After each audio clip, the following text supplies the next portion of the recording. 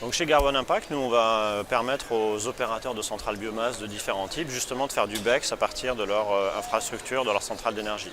Donc on va leur apporter une solution clé en main avec un module de captage de CO2 qu'on va installer sur leur centrale et ensuite on va organiser tout le transport et la séquestration du CO2. On peut aussi organiser la monétisation des crédits carbone et ce qui permet à la fin à ces opérateurs de faire l'élimination du carbone en plus de fournir de l'énergie.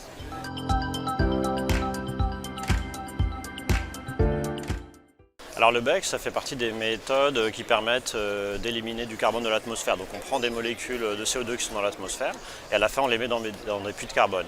Et le BECS, c'est une de ces méthodes qui permettent de faire ça.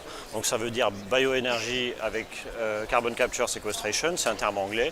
Mais en gros ça veut dire qu'on va prendre des molécules de CO2 qui viennent de centrales biomasse.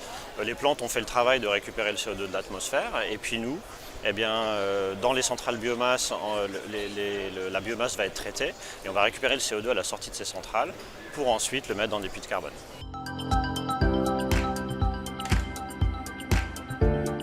En fait, il y a plusieurs méthodes et ça dépend justement de quel type de centrale biomasse, avec quel type de centrale biomasse on va travailler. Donc tous les gens qui sont sur le salon aujourd'hui, il y a toutes sortes de technologies.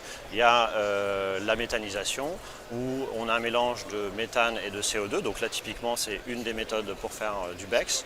Ou alors on peut utiliser aussi des chaufferies biomasse qui vont brûler ou faire de la combustion de bois énergie. Donc il va aussi y avoir du CO2 dans les fumées de combustion. C'est vrai aussi pour la pyrogasification, on va avoir du CO2 à la sortie ou même pour l'incinération des déchets. Donc on peut grouper en fait toutes les méthodes par l'origine et le type de centrale biomasse avec lesquelles on va travailler.